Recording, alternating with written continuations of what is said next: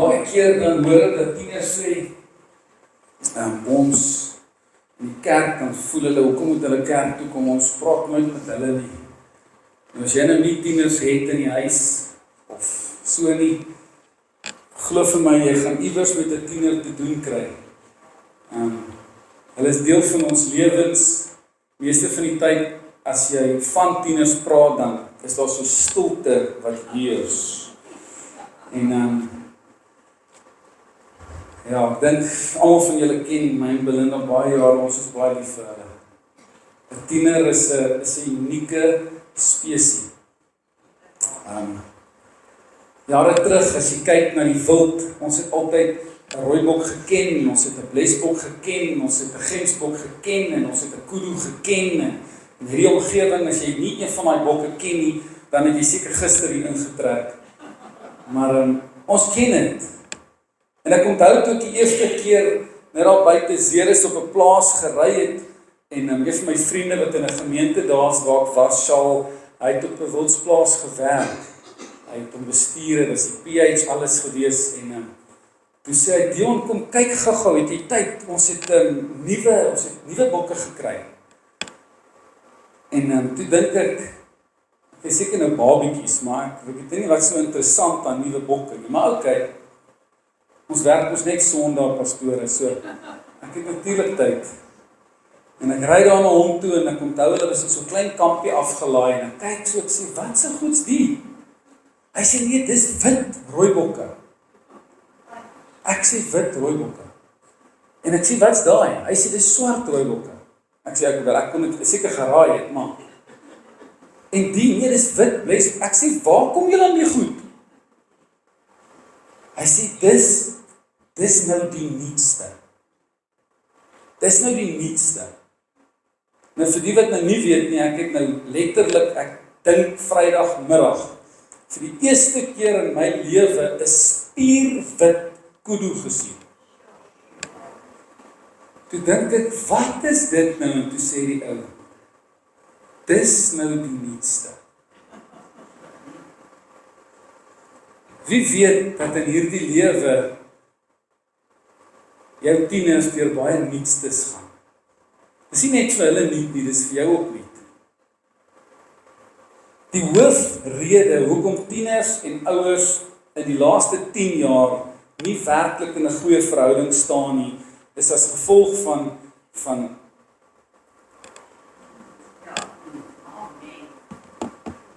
selfvoon. Ek het daarom 'n Bybel op my selfoon ook. Een van die grootste redes hoekom die grootste gevegte aangaan, is dit. En ek wil vanmôre met jou gesels oor, is jy regtig so blind? Is die grootste gevegte, families skeer uit mekaar uit as gevolg van media en selfone. Kinders het net totaal niks respek vir ouers wanneer dit kom by fone en sosiale media nie. En moenie bekommerd wees die tieners, ons gaan jou glad nie onder die bus ingooi vanoggend nie. Ek wil jou kom waarsku en dalk gaan jy of bly wees daaroor, of jy gaan bietjie minder van my ouma se opmaak. Ek sal opmaak teenoor julle. Die laaste 3 weke was seker die ergste 3 weke van my hele lewe. Dit was baie taaf. Ek moes deur goed gaan wat ek in my lewe nooit gedink het ek sal gaan. Maar ek wil dit graag vanoggend met julle deel, en ek het 'n besluit geneem en gesê, Here, hierdie is een van daai goed wat ons nie oor wil praat nie, want ek weet hoe kwaad gaan die tieners vir my wees. Maar is ook my verantwoordelikheid om te probeer help waar ek kan, en ek gaan werklik vanoggend sê, as ek een siel kan red, en as ek een gesin kan red, dan eer ek die Here daarvoor.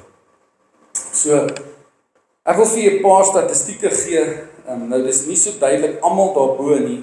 So ek gaan hulle op my tablet probeer deurgaan ook. Die eerste een is, soos ek sê, is baie klein, maar gaan vir julle 'n paar statistieke lees. Tieners en pornografie. 93% van alle seuns en 62% van alle dogters, en as ons praat hier van tieners, dan praat ons van tussen tussen 13 en 19 jaar, maar jy gaan sien dit gaan af tot 5, 6, 7, 8 jaar oud. Tussen 93% seuns en tussen 62% van dogters onder die ouderdom van 18 jaar het almal al pornografie gesien. 70% van seuns en 70% van seuns spandeer 30 minute aan pornografie. Ten minste een keer. 35% van seuns het dit al meer as 10 keer gedoen. 23% van meisies spandeer meer as 30 minute aan met ander woorde vir 30 minute lank spandeer hulle tyd aan pornografie en 14% het dit al ten minste een keer gedoen. 83% van seuns en 57% van dogters het al groepseks gesien op een of ander manier. 69% van seuns en 55% van dogters het pornografie al gekyk wat dieselfde geslag behels. 39% van seuns en 23% van dogters het al gekyk en al verskillende dinge soos byvoorbeeld, hulle noem dit geweldseks, waar jy mense vasgemaak word en al sulke goede. 32% van seuns en 18% van dogters het al gekyk waar dit by internet kom. 18% van seuns en 10% van dogters het al na video's gekyk aanlyn wat gaan oor ryp. 15% van seuns en 9% van dogters het al kinderpornografie gekyk. Net 3% van alle seuns en 17% van dogters het nog nooit pornografie gesien. Hierdie is 'n interessante statistiek, gee my net gekans om hier by my tablet ook om te kom. Ek wil hê jy moet baie mooi kyk. 51% van seuns of seuns, kinders tussen 11 en 13 jaar het al pornografie gesien. 51%. 66% van kinders tussen 14 en 15 jaar. 75% van hulle ouers het op 'n survey gesê hulle glo nie hulle kinders het al ooit pornografie gesien. Kan ek jou herinner dat 93% van alle seuns dit al gesien het? En 75% van die ouers sê, nee, ek dink nie my kind het al ooit pornografie gesien. 53% van daai 75% se kinders is letterlik eintlik maar verslaaf daaraan. Daar's vir 'n goeie prentjie om te bewys. 93% van seuns, dit beteken 7%. En hierdie is nie wêreldwyd nie, hierdie is in Suid-Afrika. Dis nie wêreldwyd nie. 62% van dogters tussen die ouderdom van 13 en 19 jaar. As jy na daai ene kyk, 15% jonger as 10 jaar oud, 54% jonger as 13 jaar, en 73% 17 jaar of jonger.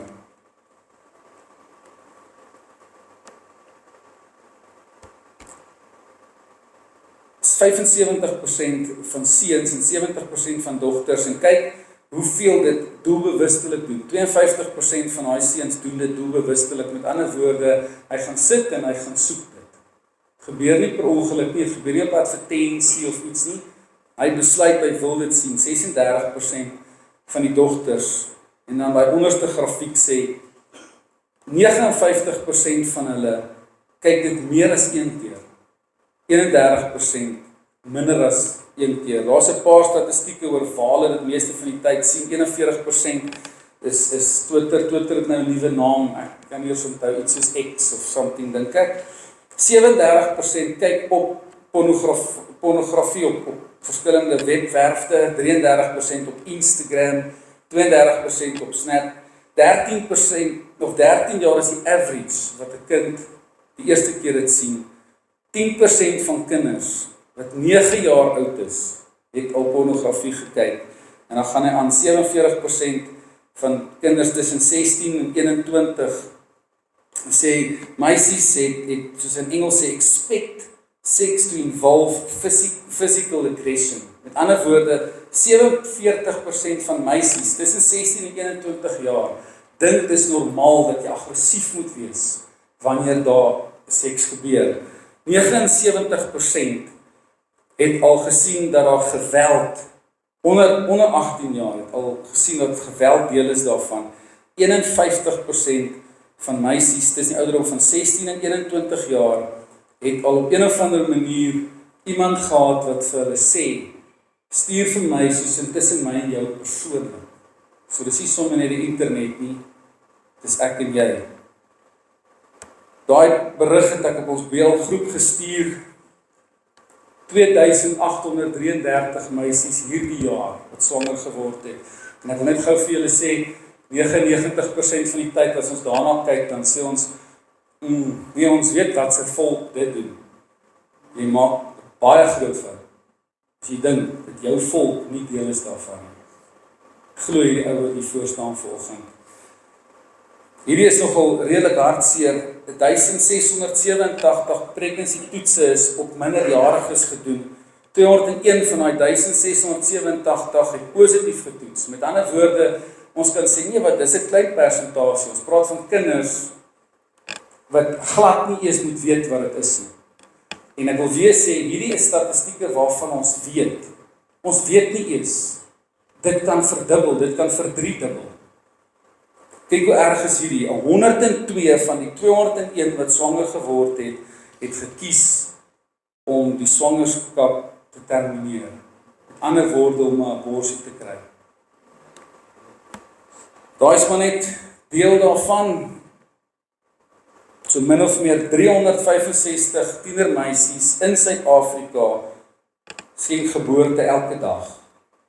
Die grootste persentasie is tussen 15 en 19 jaar. Elke 40 sekondes is daar 'n selfmoord wat plaasvind. En elke 3 sekondes is daar wat hulle sê 'n attempted suicide. Iemand wat probeer elke 3 sekondes. Besef jy dat in die tyd wat jy hier in die kerk sit, is daar honderde wat in hierdie oomblik nou probeer selfmoord pleeg en meeste slaag daarin. In Suid-Afrika, ek dink nie julle gaan daar mooi kan sien, 9%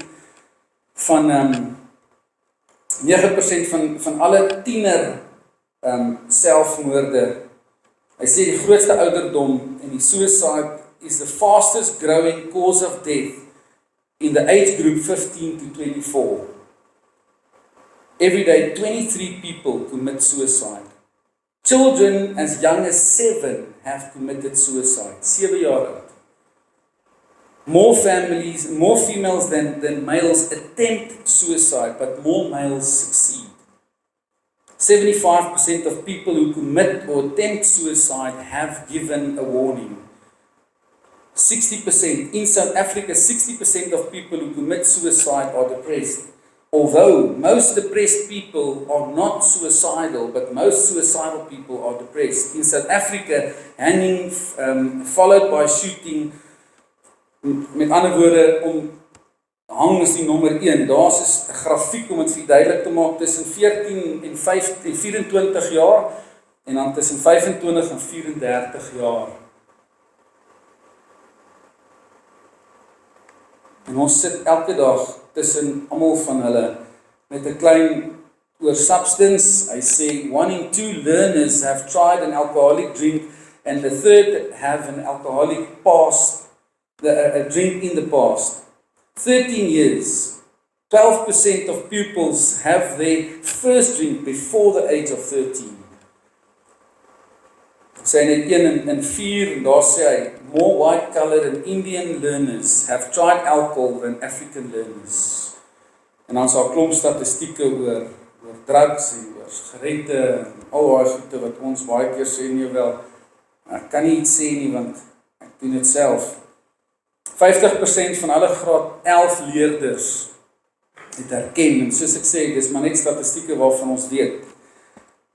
Gauteng se jongste drugdealer was 8 jaar oud gewees. Let wel, drugdealer van Douglasdale. 60% of grade 8 to 11 learners in the Cape schools have misused alcohol on a to repeat their grades. Met ander woorde, tussen graad 8 en 11 het 60% van die kinders gedryf as gevolg van alcohol. Daar's 'n klomp van daai statistieke en ek gaan nie almal deurgaan nie. Hierdie was nogal interessant geweest. Suid-Afrika, die staat, spandeer 38 biljoen rand aan misdade en geweld en al die goed as gevolg van alcohol. Met ander woorde, mense wat beïnvloed is of onder die invloed is of wat ook al en dan iemand slap of in 'n ongeluk of 'n die of daai. Hulle spandeer 38 biljoen rand en hulle kry net 11,5 biljoen in van drankverkope. Ons almal word baie kwaad as geld gesteel word deur mense in die staat. So nou wonder ek, gelukkig gebeur dit nou nie in koste nie, maar nou wonder ek of ons gaan kwaad word omdat 38 biljoen rand in die staat spandeer word as gevolg van alcohol. So wie's deel aan die stelery? Vra maar net. 'n nasie van drinkers, Suid-Afrika van die hele wêreld. Is Suid-Afrika die land wat die meeste mense het wat weekliks, bedoelende die hele week lank amper drink. Daai grafiek wat so rond is, wys dat die res van die wêreld is so bietjie en Suid-Afrika, as ek daar moet skat, seker 65-70% wat heel week lank drink. Alcohol is die nommer 1 substance abuse. 33%, a third of South African students in grade 8 to 11 say they binge drink. Met ander woorde, hulle sit rustig en drink. Nie proe of die of daar nie. 33% van leerders van graad 8 tot 11 sit en drink, soos wat iemand nou eendag vir my gesê het, soos 'n groot baas. Hy dink hy verdien dit om op die bank te sit saam met sy pelle en rustig te kuier die aand uit. 70% van alle geweld is gevolg van alcohol, 41% van selfmoord alcohol, 56% van karongelukke alcohol en 32% van seksverwante siektes is as gevolg van alcohol. 50% van tieners in Suid-Afrika drink. Kyk hier, dis nogal iets wat skokkend is. 13% en 8% van meisies sal alcohol probeer op die ouderdom van 13 jaar. Het sy dit skelm is of nie? Het is maklik om te sê, hulle is skelm. Ouderdomsgroepe wat nie net rook nie, maar verslaaf is aan nikotien, tussen hier by 15 jaar oud is dit snaaks genoeg. 15, 14 is daar meer meisies as seuns, maar dan skielik van 16, 17 af. Met ander woorde, trend tussen 12 en 17 jaar, 43% van seuns is verslaaf aan nikotien. Hy moet rook, anders gooi hy die klas om en gooi die tafels om en raak aggressief, want hy moet nou rook. En as iemand vir hom iets sê, dan moet hy nou rook. En as hy hom vang by die skool, dan sê hy, of dit, of ek die juffrou geslap, of whatever the case might be. So ek wil vir jou vra, ek kan aangaan en daar's nog verskriklik baie. As ons na drugs in 'n mate kyk, 26% van alle kinders tussen 10 en 19 jaar gebruik dwelms. Meer skokkend is die hoogste verbruiker in 2022 tot 24 in daai ouderdomsgroep van almal. Die tweede hoogste groep is 30 tot 34 jaar en dit val na 19% toe. So ek en jy kan volgens sê, weet jy wat, dis nou maar die lewe nie. Ons moet maar aanvaar, ons kinders gaan nou maar so wees en is maar oké. Ek wil jou vanoggend vra, hoe belangrik is jou kinders vir jou? Ons het gesê die grootste rede hoekom tieners en ouers nie in 'n verhouding kan staan nie is as gevolg van selfvoorbeeld. Maar kan ek vir julle sê dat iets in die 90% van alle tieners sê, die rede hoekom ek nie 'n verhouding met my ouers wil hê nie, is hulle wil nooit een met my gehaat het nie. En dan word die vraag gevra, hoe bedoel jy gehaat het nie? Jy bly dan nog by hulle. Dan sê hulle, toe ek klein was, en ek het iets mooi gesien, en ek wou sê, papa, kyk gou, wag nou, shut up. Okay?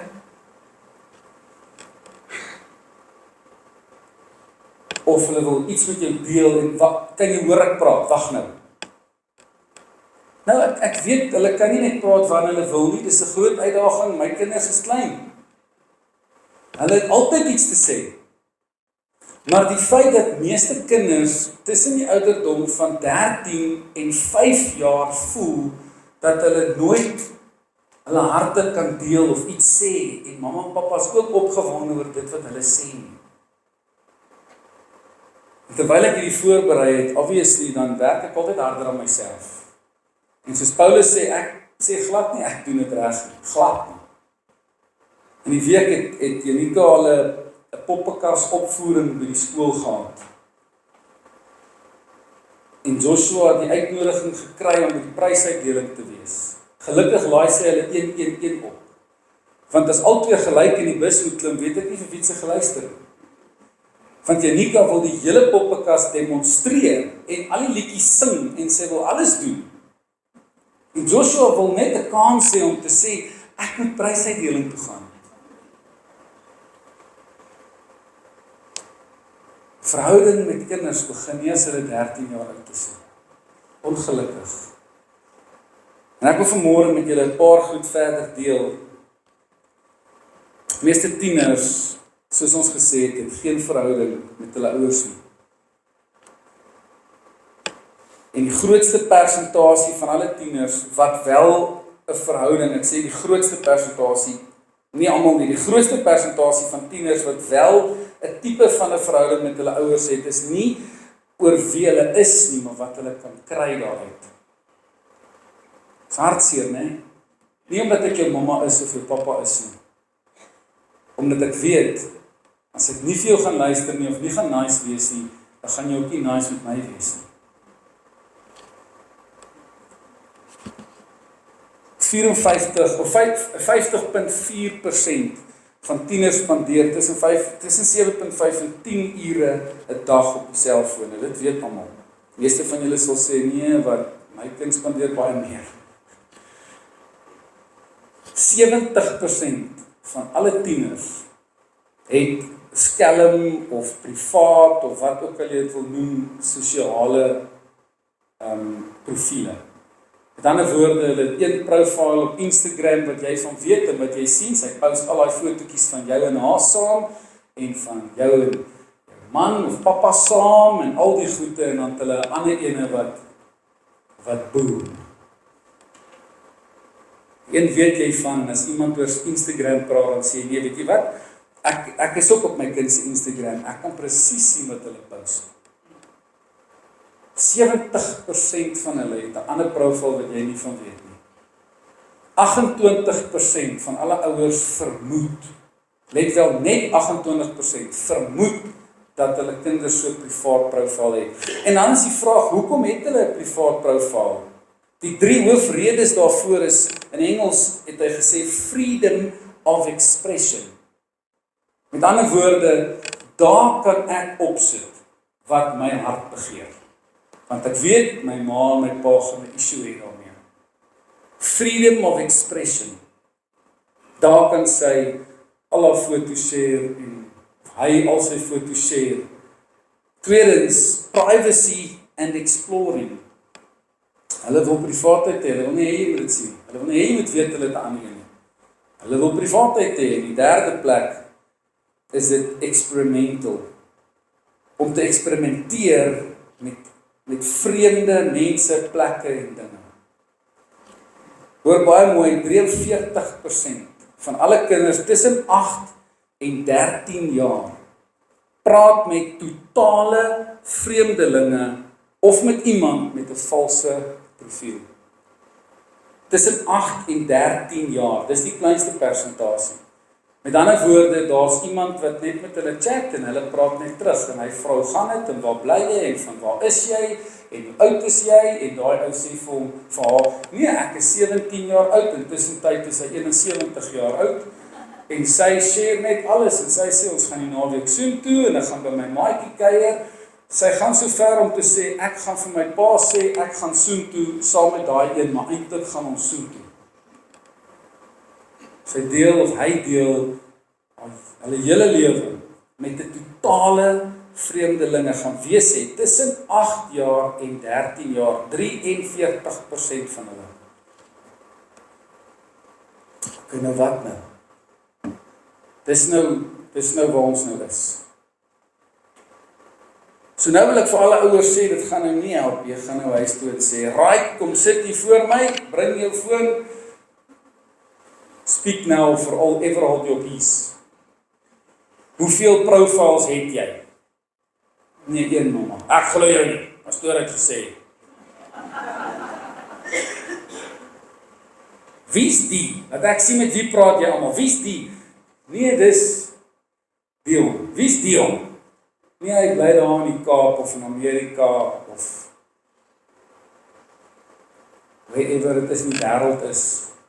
Hulle praat reg oor die wêreld met mense van hoe gaan dit in Australië, hoe gaan dit in Nieu-Seeland, hoe gaan dit in wherever het is. Hulle is nuuskierig.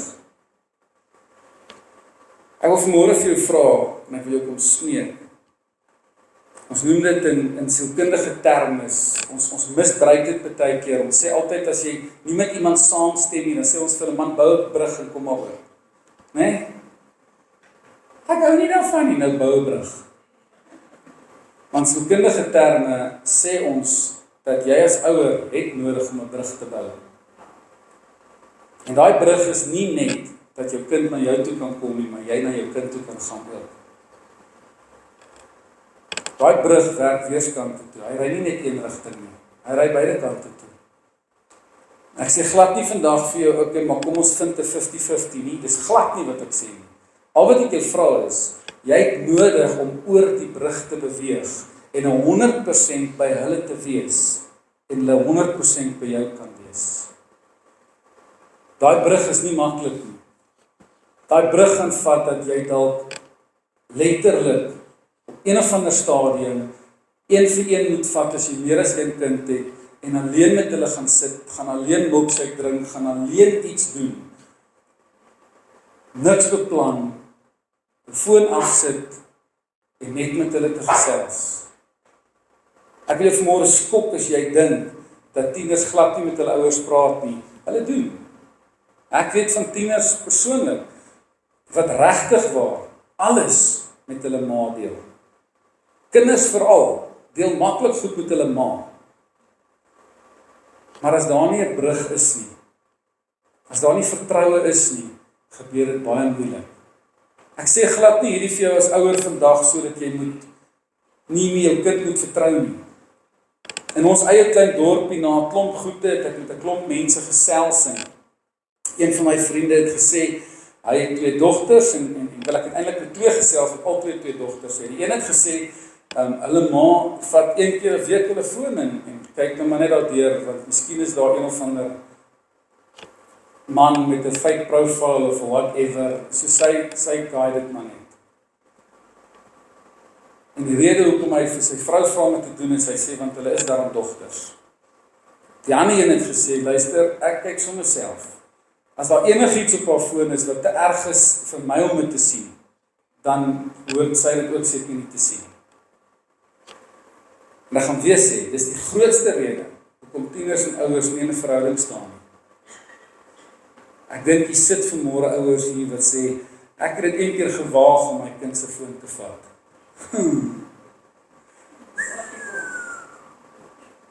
And then the fight started.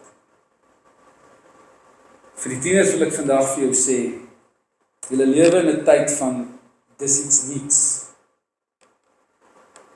Maar dit gebeur in 'n oogwink, dat een of ander een dink hy's verskriklik oulik en slim en vir jou vertel, jy is die beste onder die son.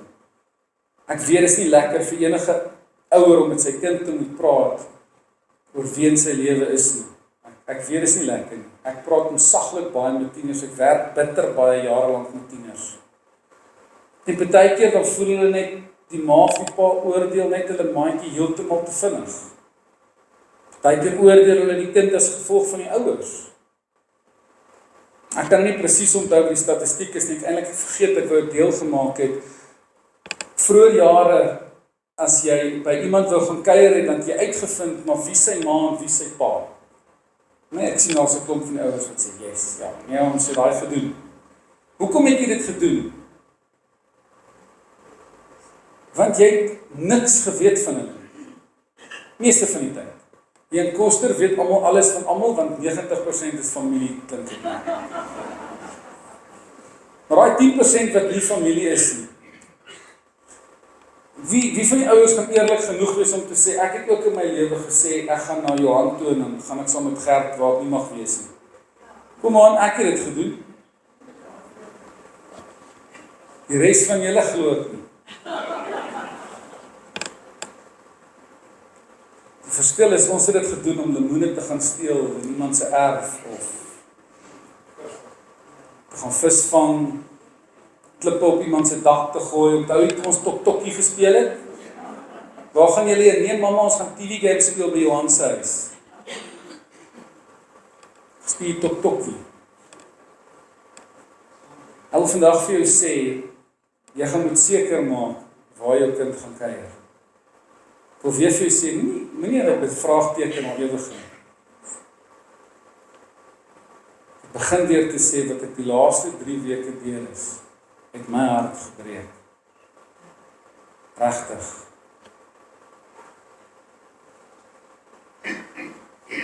Ek wil graag met een storie afsluit uit die Bybel uit.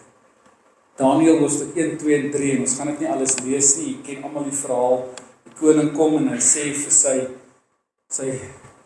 noem dit nou maar bestuurder, gaan haal vir my 4 jong manne. Hulle moet die slimste wees, hulle moet aantreklik wees, hulle moet vlug van begrip wees, hulle moet die beste van die beste wees. Hulle moet nie net top 10 wees nie, hulle moet fris en sterk en mooi en in alle aspekte moet hulle die heel beste wees. En as ons vat, is dit iewers tussen die ouderdom van 11 en 13 jaar, min of meer. En hy gaan haal en hy gaan kies en hy bring dit terug na die koning toe en die koning sê, welkom manne, welkom hier by my. Eerste, kom ons verander gou julle name. Julle elkeen kry 'n nuwe naam, so niemand weet wie jy is, waar jy vandaan kom of enige iets nie. So niemand kan jou enigstens verder oordeel oor waar jy vandaan kom of niks nie. Julle is nou myne. Stap nommer 2, kom sit aan hier by my tafel. Drink wyn saam met my, drink kos saam met my. Julle is die manne wat ek nou gaan oplei om vir my voor te vat. 4 jong manne kon gesê het, ja, nou loop die dinge mooi.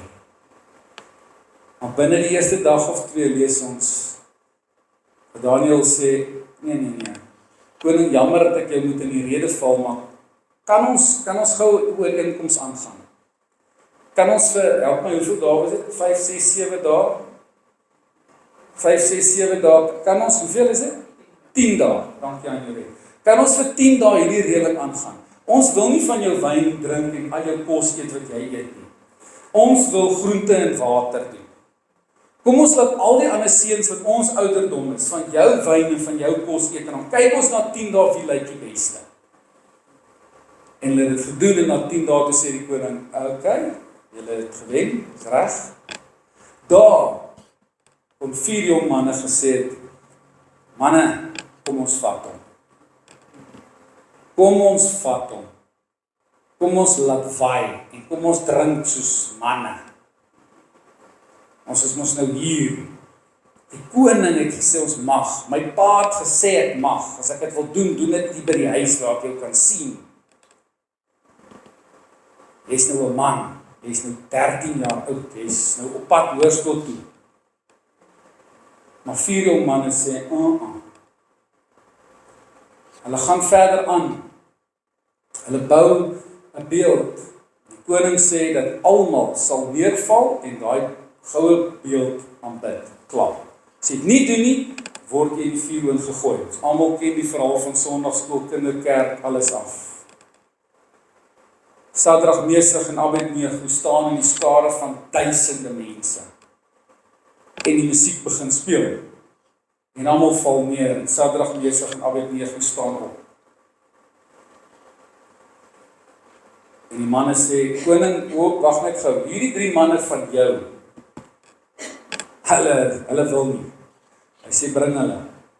Sê, right manne, luister nou gou vir my baie mooi. Julle is dalk die beste. Julle is dalk die manne wat ek nou wil aanstel om in die toekoms die naaste aan my te wees. Maar luister baie mooi, as ek vir jou sê jy doen dit, dan doen jy dit. Ek sal julle nog een kans gee. As die musiek speel, val en dan bid. So nie 3 jong manne kon gesê het, niemand ken ons nie, man. My ouers sal nie weet nie. Niemand sal weet nie. Kom ons, ouens, ons is die koning se favourite. 3 jong manne is so in vandag se tyd al gesê, ons is die sterkste, ons is die populairste, ons speel eerste span rugby, ons is die cool ouens in die skool. Toe maar man, 3 van daai kon dalk by een se huis gaan kuier wat sy pa die coolste is en hulle alles laat doen. Maar 3 jong manne antwoord die koning, voordat dit gebeur en sê, koning, mag dit by u bekend wees, dat ons dit nie sal doen nie. En as jy ons dan in die vuur gooi, laat dit so wees, wanneer God, wie ons dien, glo ek, sal ons dan ook daar uitred. En as hy nie, dan is dit ook so, maar ons gaan dit nie doen. En die musiek speel en die 3 manne staan. En hy sê, ouens, right, laat dit nou maar so wees. Kom ons maak seker dit gebeur vinniger, ons maak hom warm, maar gooi hulle in, en skielik is daar vuur in die oond. En hulle stap uit, en die koning sê, waarlik, julle God is die God. My hartsbegeerte is, dat ek my kinders sal grootmaak, so Sadrag, Mesach en Abednego. Ek het 'n redelike streng vermoede, dat daai 3 seuns, 4 seuns, op die ouderdom tussen 11 en 13, min of meer, moes al so baie van God geweet het, om te kan bly staan. Om te sê, sorry ouens, nee, ek gaan nie. Man, try net. Jy kan my dreig, jy kan maak net wat jy wil, ek wil jy moet vandag weet, ek gaan dit nie doen. Ek sal nie toegee nie. Ek het al so baie vir die tiener meisies veral gesê, as enige seun, ek gee nie om wie hy is nie, ek gee nie of hy die eerste span kaptein is, ek gee nie of sy pa die rykste in die gemeenskap is nie, ek gee nie om nie.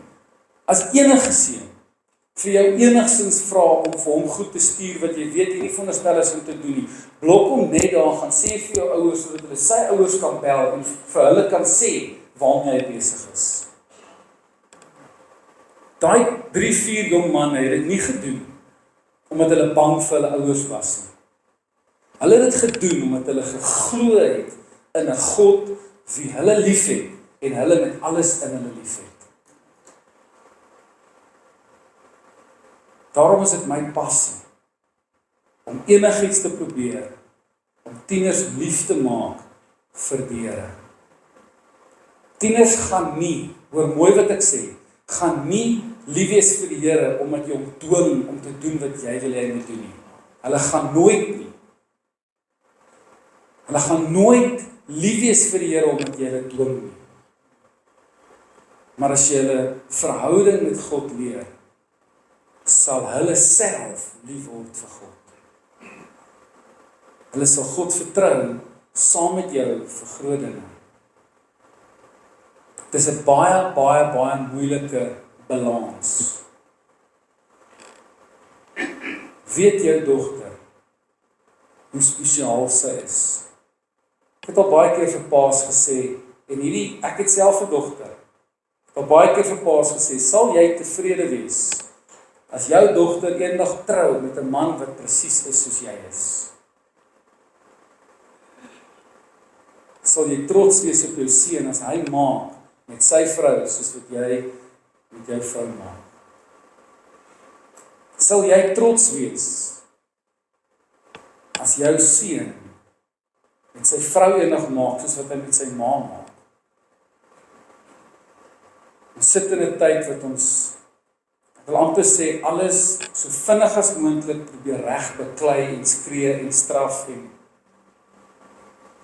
hoe lyk jou verhouding, punt nommer 1, met God? En hoe lyk jou verhouding met jou kinders?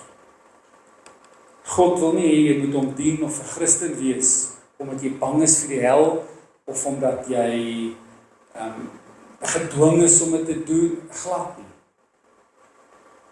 Ek het al 'n paar keer gesê, God wil ook definitief nie hê dat jy sy kind moet wees omdat jy kan bid en hy gaan alles vir jou gee wat jy wil hê nie. Dis nie hoekom hy wil hê nie. God wil hê jy moet sy kind wees omdat jy lief is vir hom. Moet jy begeerte in jou binneste het om te sê, Here, ek het U lief. Ek het U lief. Ek dink nie daar's enige pa hier wat dit sal waardeer as sy kind hom net lief het, omdat hy of sy iets by hulle kan kry nie. Ek wil jou vanmôre smeek. Bou eerste verhouding met jou kind. Bou die brug. Bou jy die brug. Hulle gaan nie help om my brug te bou nie. Hulle gaan nie. Hulle gaan nie vir jou luister as jy elke dag hulle net dwing nie. Dis 'n realiteit. Ek weet hulle moet. Ek weet die Bybel sê, soos wat ons maak. En baie ouers doen dit om te sê, jy sal vir my luister. Die Bybel sê, jy moet eer jou vader en jou moeder. Kan ek vir jou realiteit sê? Ek het in 'n gesprek gesit eendag wat ouers vir my gevra het, Dion, kan ek en my seun jou kom sien? Ek sê, yes. En nog voor ek iets kon sê, toe begin die pa vertel, wat doen die seun alles verkeerd, en hoe rebels is hy, en hy het hom al so geslak, en so gemaak, en so gehok, en so gedoen, en toe sê hy, en die Bybel sê, ek het hom al gesê, eer jou vader en jou moeder, toe hak die seun af en sê, in daai geval wil ek nie lank leef nie, môre is te lank vir my.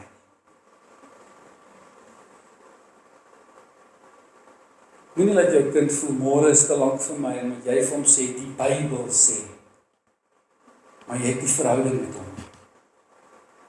Jy het die verhouding met hom. Ek weet is moeilik. Hoe graag wil jy 'n verhouding met jou kind hê? Hoe graag wil jy hê, jou seun of jou dogter, moet wanneer hulle 19, 20, 21 is, jou beste vriend of vriendin wees? Dis wat belangrik is. Daar's meer as genoeg mense wat tyd jaag. Tyd kan nie. As dit by dit kom, kan dit nie. Kom ons sluit die oë.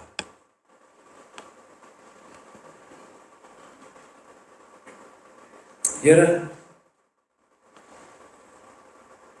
ons kan selfone en sosiale media en vriende en alles blameer wat ons wil.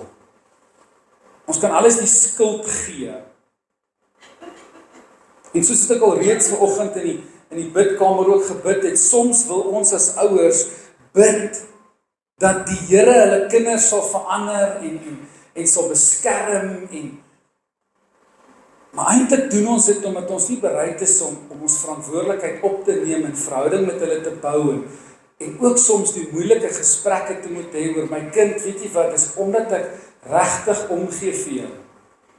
Papa, vertrou jy my nie? Ek vertrou jou my kind, ek beloof jou, ek vertrou jou, maar ek vertrou jou en ek het jou so lief dat ek werklik net alles wil doen om jou te beskerm. Ek wil hê dat jy moet weet hoe kosbaar jy vir my is. Ek wil hê dat jy moet weet hoeveel ek vir jou omgee. Ek bid, Here, dat ons as ouers miskien, ek wil amper sê, meer vulnerable sal word voor ons kinders, sodat hulle die egtheid kan sien wat in ons harte is. Elke keer wanneer jong mense begrawe word, dan hoor ek hierdie woorde. Ek wens ek kon nog bietjie meer tyd saam met hulle spandeer het. Here, al wat ons op hierdie aarde het, is tyd. Maar ons het net soveel.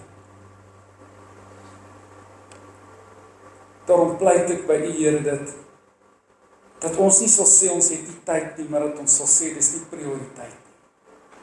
Want dit wat prioriteit in ons lewe is, daarvoor sal ons tyd maak. Ek weet vandag, meeste van ons se lewens is net een groot gejaag. Maar help ons om dit wat prioriteit moet wees in ons lewe, prioriteit sal maak. Dat ons sal tyd maak, dat ons sal moeite doen. Ek wil kom bid vir ons jong mense, Here. Ons leef in 'n tyd wat die likes en die shares op social media soms as tieners se waarde bepaal. Ek weet dat hulle soms, ek wil amper sê, erger en meer ekstreem gaan om te kyk of hulle nie meer likes en meer vriende en meer shares en meer alles kan kry nie. Ek wil kom bid, Here, dat julle sal kom beskerm, dat ons jong mense sal besef. Ek is kind van God. En ek het hom lief. Ek sal nie toelaat dat enige seun of vriend of enige iets wat ek doen, my waarde sal bepaal nie. Ek bid, Here, dat hulle sal opstaan. Dat sal opstaan, ons leef in 'n tyd wat kinders makliker raak gesien word, wat bereid is om op te staan vir Christus, as enigiets anders, as ooit van tevore.